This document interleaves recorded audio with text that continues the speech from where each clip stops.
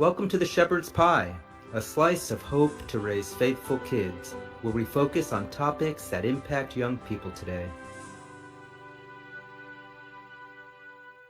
I'm Antony Barone Kolenc.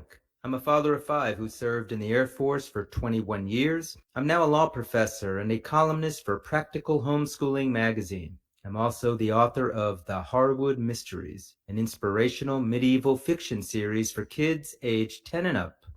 Here on the Shepherd's Pie, we want to inform, inspire, and help you to raise happy, healthy, faithful kids, whether you're a teacher, a parent, a youth pastor, anyone. In today's episode, we discuss the impact of technology on our kids. My guest is Thomas Nastek, an author and systems architect who discusses the promise and the pitfalls of technology and how it can impact our kids. And in the entertainment segment of the show, I review the dystopian young adult novel, The Light by Jacqueline Brown.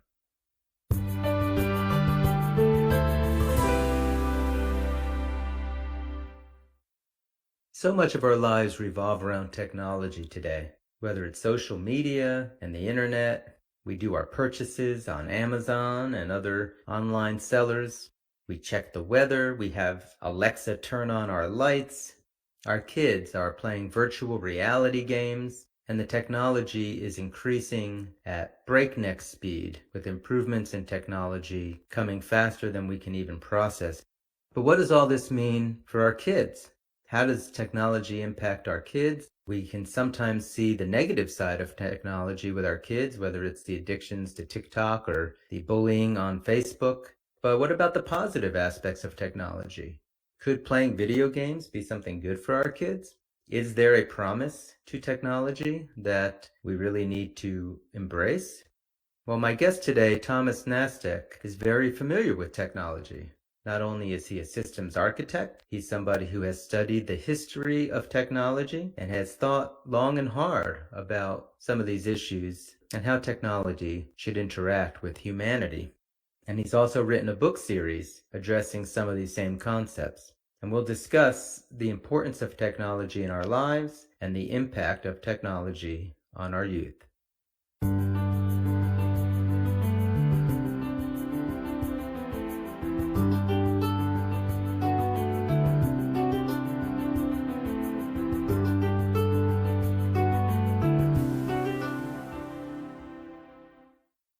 Today I have Thomas Nastek on the show. He has made a career in technology as a systems architect. He wrote a series of novels known as the Penury City Trilogy, which we'll talk about a little bit later. Thomas is a technology expert. He lives in upstate New York with his wife and son. Thomas, it's wonderful having you on the show today.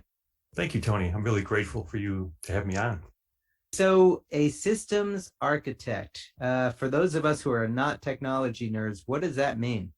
A systems architect is the person who, if you think about an architect for a house, right? So a technology systems architect is basically the same principle as we take into consideration all of the various things in technology, the people who are working on the technology, also the innovation in technology itself, bringing in all these different components, whether they be networking components, databasing components, all those different things, just trying to bring them all together and then try to build systems that you can reuse later on. You know, when we talk about technology, especially when we talk about it in the context of our young people today, we see that technology so much drives, what they do with their lives, video gaming and whatever else. And I know you've mentioned in the past, the hope of technology that started even in the 1939 World's Fair. Was that the big moment in technology history, the 1939 World's Fair? It's definitely a pivotal moment. It was called The World of Tomorrow, the World's Fair. So they were already looking towards, well, what is all of this engineering and technology and innovations? Where are we going? Where is it heading? So that World's Fair was April 30th, 1939 through October 27th, 1940. So we're talking like right at the start of World War II. And also the first practical TV, there was only one station, and it was the station in New York, had the only broadcasting station. So they were displaying the first TV at the World's Fair. But what the promise of technology was, the engineers were saying that we would be able to automate our homes, we would be able to automate our workplaces. And because of this automation, the mundane tasks of life and work could be done through this automation, which would free up our time so that we could have more time to spend with our families and our friends, to be out in nature. So that was the promise. And even travel, we would have easy and quick travel from anywhere in the world with our jetpacks and these transporters and all these things. I think they even had like a mechanical robot at the World's Fair. They introduced the public to all of these great ideas, these great innovations. And of course, World War II started. It took us out of where the technology was supposed to go. We started working on military type things of technology. But that was the promise. And I think somewhere along the line, we've lost that vision of what the technology was supposed to give us. It's interesting because you think about 1939 and how long ago that was.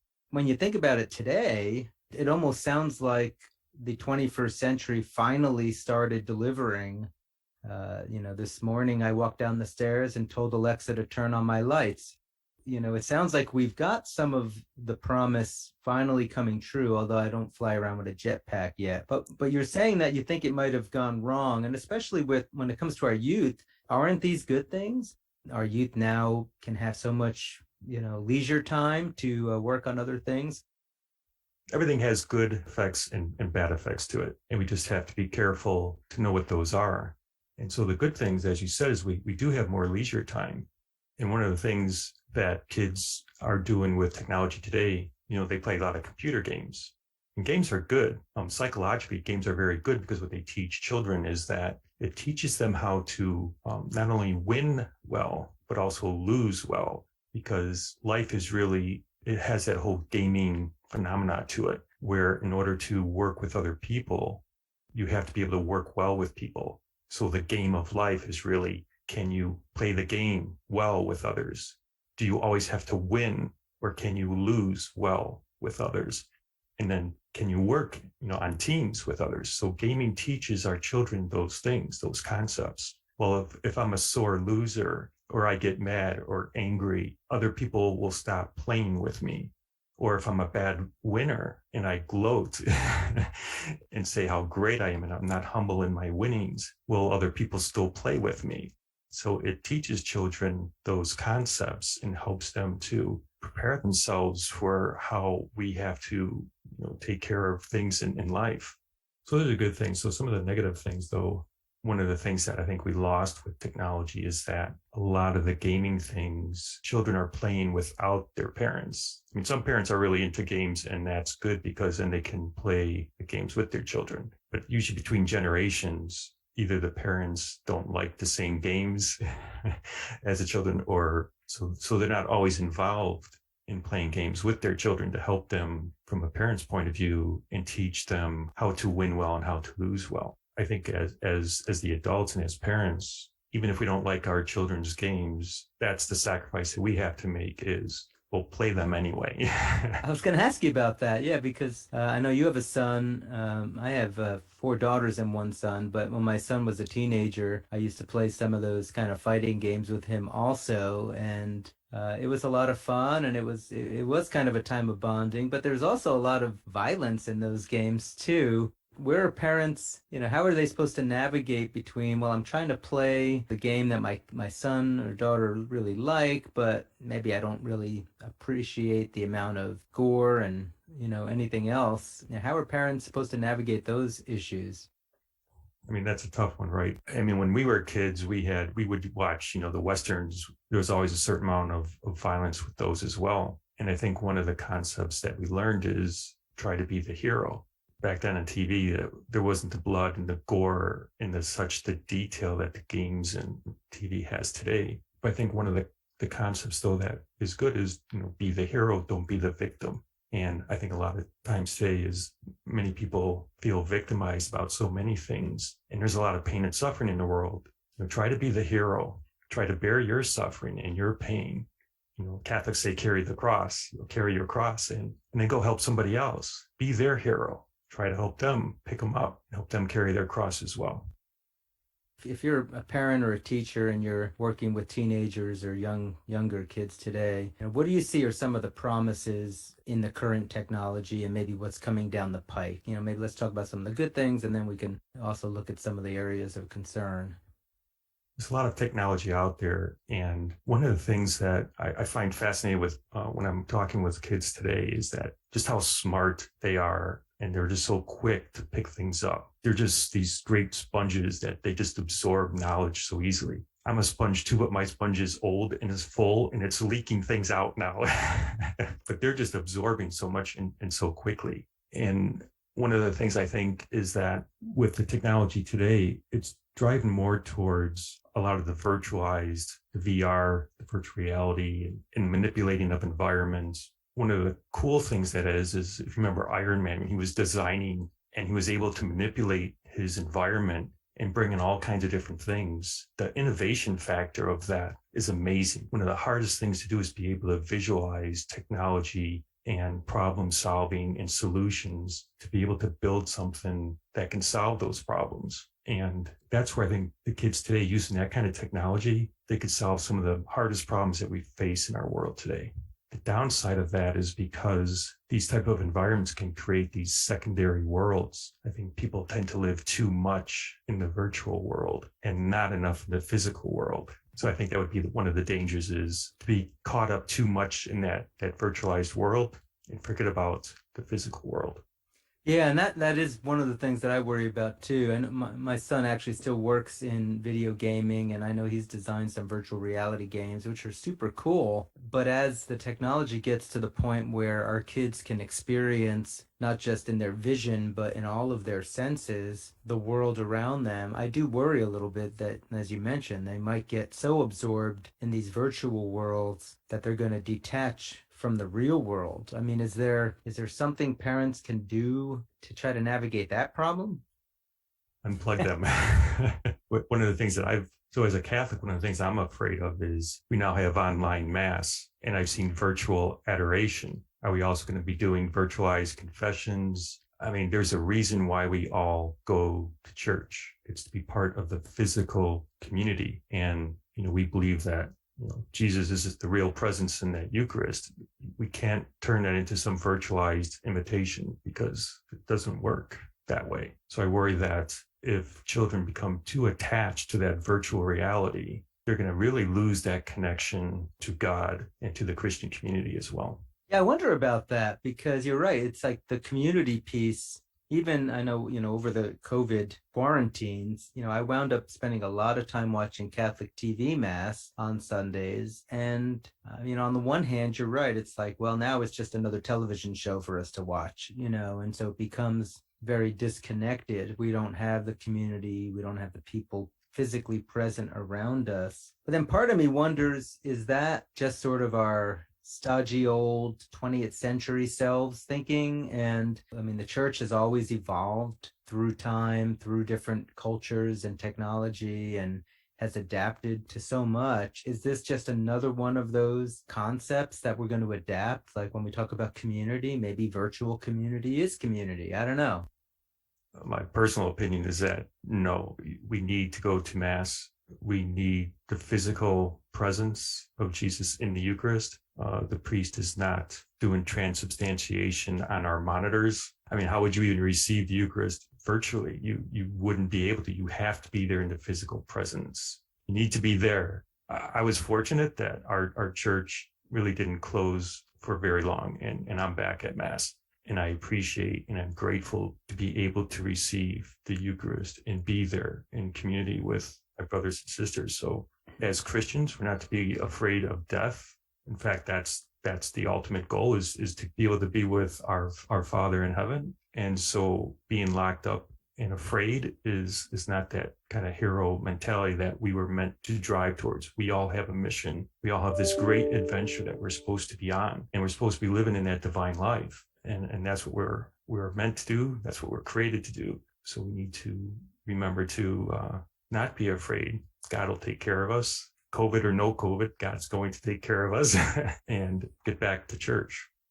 As a lawyer, it's my job to be devil's advocate and ask these kind of rhetorical questions. But I think you're right about the community piece. There is something that you cannot replace virtually, and maybe that shouldn't be replaced. And I do think that the church is going to have to still deal with this virtual technology situation. There probably is some sort of a middle ground somewhere, but one of the things I share your worry about is if we teach our kids that this virtual community is their community, are we doing them a major disservice because we no longer are giving them really human relationships now? Everything is disconnected and is negotiated by a computer or a screen or some other device instead of actual person-to-person contact. Yeah, there's a big difference in knowing someone in the physical world and knowing someone online.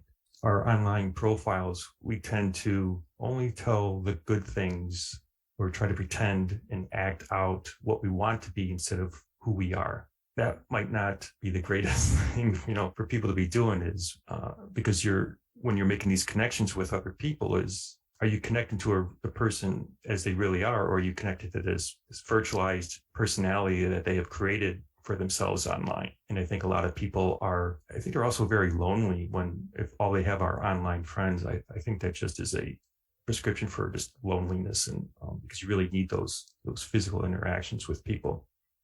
Yeah, and I think your first point also ties into the loneliness, because if we aren't actually connecting with people as our genuine selves, part of us knows that we're basically big fakes. We're just big imposters, and that we don't have a genuine relationship then. What we have is sort of this made up pretend relationship, and that I think helps to breed loneliness, because we never make, like you said, you never really do have somebody who gets to know you and love you as you are with all of your flaws. All they get is this sort of synthesized artificial version of you. But let me bring this back around to your Penury City trilogy, because I understand that you have written this series partly to grapple with the exact issues that we've been talking about today.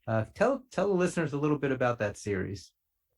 So I think first is love, right? The definition of love, I think, it's been really skewed over the years. And I think people have even lost the whole definition of love. But love is really, the willing the good of another person for their own sake, not for your sake, but for theirs, and then to do something about it. So in order for you to actually love someone, you have to look at what is good for them and then try to help them achieve that good. And that usually requires some type of sacrifice of yourself to be able to help them. And so that's the main concept behind Penury City is, okay, can we take this definition of love? And if we extrapolate where we are today, the whole novel takes place in the year 2054. So it's some 30 years into the future. If I look at all the patterns of where we are today and extrapolate them out to that time period, what does it look like? And if you look at where we are today, is we keep removing God from society. We've taken him basically out of our politics. We've taken him out of the public square. We've taken him out of family planning.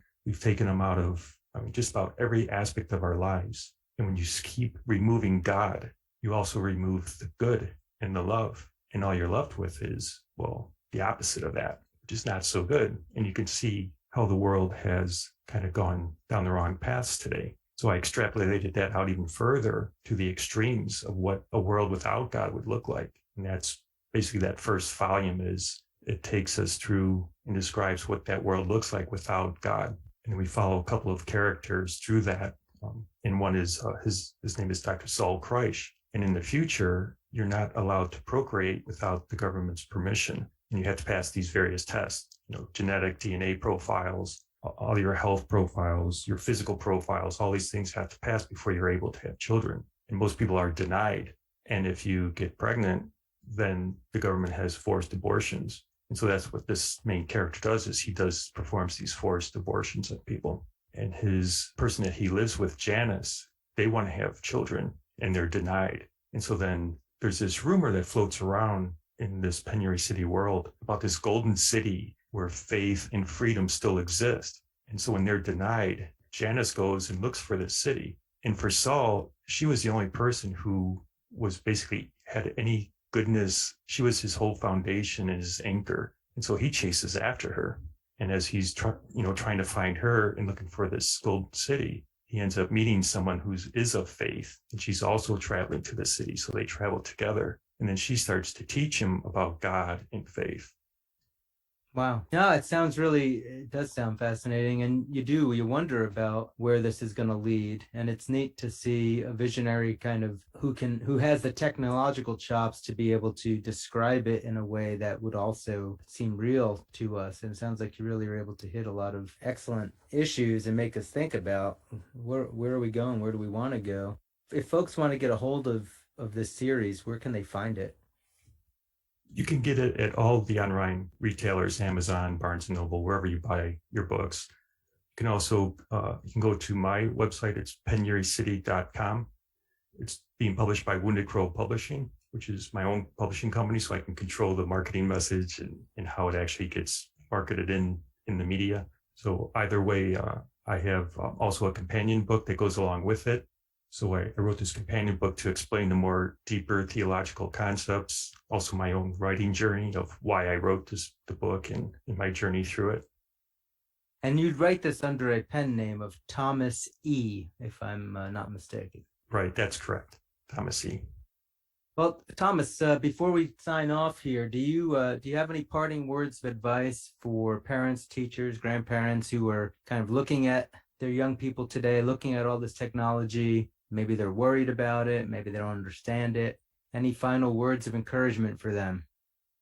So the greatest inventions that were ever created was really for suffering man, right? To keep redirecting our efforts towards helping humanity, and not just to create toys and games that satisfy our every whim. One of the stories that I like is about the story of Edison and the light bulb, right? He tried over 900 different ways to find the right filament to light the light bulb. One of the things that you don't hear of is, well, why did he do that? Why did he try so hard to make this light bulb work? And the reason is because when he was younger, he used to look out the window and the people would go and light the street lights because they used the candle in the street lights. He would have to light them and then put them out. And he would watch these guys lighting these street lights in the snow, the cold, the rain at night. He's like, I need to do something to help these guys. I don't like seeing them suffer. So that's why he spent so much time and energy trying to figure out, how can I make this light bulb work? Because he wanted to eliminate that suffering. Of course, you put them out of work, but Well, yeah, I guess that's the side effect of anything we do, and I guess that's also probably a lesson about what happens when you try to eliminate all of mankind's suffering. Suffering's part of life. I suppose it'll come up in another form, but right. yeah, fascinating. Thomas, we'll definitely have to talk another time about more of this and more of your Penury City trilogy because it just sounds fascinating. And I really appreciate your time being on the show today, and thank you for your insight. Okay, well, thank you very much, Tony. Like I said, I'm grateful for being on today.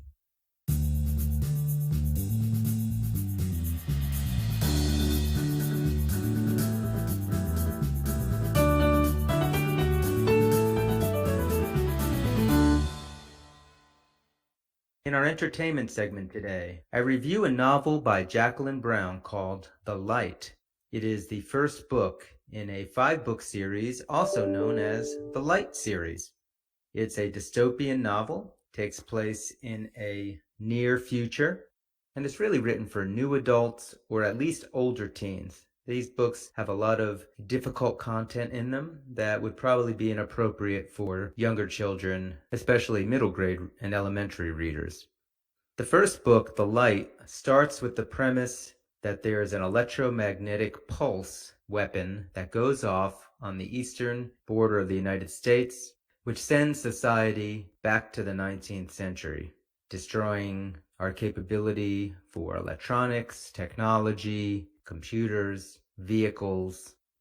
And the book focuses on a group of teenagers. Bria Ford is the main character, and her 3 friends who are all stranded on a highway in the middle of the night in November when this EMP device goes off, leaving them in a really bad situation due to the weather. Thankfully, they are saved by a teen named Jonah Page and his sister, East. And Jonah and East take Bria and her friends home to their family. And the story progresses from there as kind of a survival story. Not only as a story where you're surviving the odds against Mother Nature and the weather freezing temperatures when you don't have heat. But also, it's a survival story from some pretty evil neighbors who have a feud as civilization is crumbling without technology and all the things that hold civilization together right now, releasing some of the darker side of people. It's a story about forgiveness. It does delve into some pretty deep issues. Bria, the main character, considers herself an atheist when the novel begins. She's in an abusive relationship with a boyfriend, and she has some very dark secrets in her past that have caused her to feel unworthy of forgiveness and unworthy of a positive relationship with somebody really nice, such as this boy Jonah. The book also is about faith. We have Bria and her friends who are really either non-Christian or just nominally Christian. And then we have Jonah and his family, which is very Christian, very Catholic actually. And so you see how Bria and her friends respond to this very close-knit Catholic family when they've come from some very difficult situations without God in their lives. So it's got a sweet romance in it. It's got a lot of suspense. Jacqueline Brown does a great job writing the stories, keeping the plot moving, keeping the characters real. It's not preachy, but there is a good amount of religion and faith in the stories, especially Catholic faith. They are very much page turners that you really just can't put down because you have to find out what is going to happen next in this difficult, fast-moving environment. So if you're looking for a book for your older teens or college students or young adults that is going to really capture their imagination and keep them page turning while also addressing some difficult issues and issues of faith and forgiveness, you do not want to miss The Light by Jacqueline Brown.